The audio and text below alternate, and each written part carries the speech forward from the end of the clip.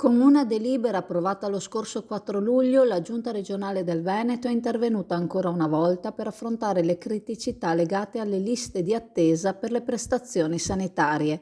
L'assessore regionale alla sanità Manuela Lanzarin ha annunciato l'approvazione di un provvedimento che destina ulteriori 29 milioni di euro per ridurre le liste di attesa e garantire una risposta adeguata alle esigenze di salute dei cittadini veneti.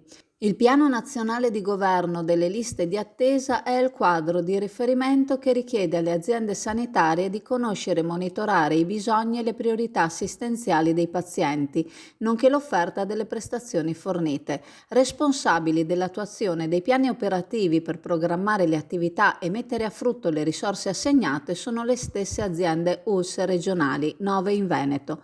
Tra gli obiettivi prioritari è stata affrontata la riduzione delle liste di attesa per le prestazioni traccianti di classe B e D, che da oltre 71.000 a fine maggio in classe D sono state ridotte a meno di 58.000 verso fine giugno. L'assessore Lanzarin ha sottolineato che sono state privilegiate le azioni per il recupero delle liste di attesa, con un focus sulle prestazioni traccianti di attività specialistica ambulatoriale di classe D.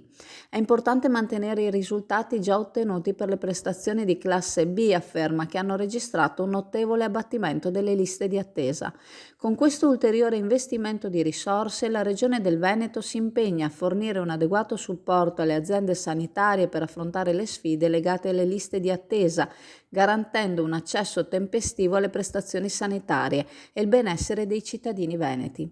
Alla ULSS Tre Serenissima, azienda di riferimento per Chioggia, sono stati destinati oltre 3 milioni di euro. Questo per la fase 1 dell'intervento. Vi sarà una fase 2 con una dote di 9 milioni di euro, le cui modalità saranno definite successivamente. Le aziende, per superare in maniera strutturale la problematica delle liste d'attesa, lavoreranno sulla appropriatezza prescrittiva, sia con i medici prescrittori interni che con i medici di medicina generale.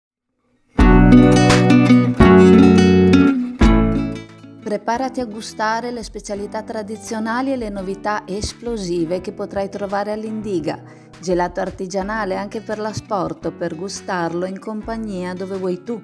All'Indiga il gelato da passeggio più gustoso, in cono, coppetta o con lo stecco.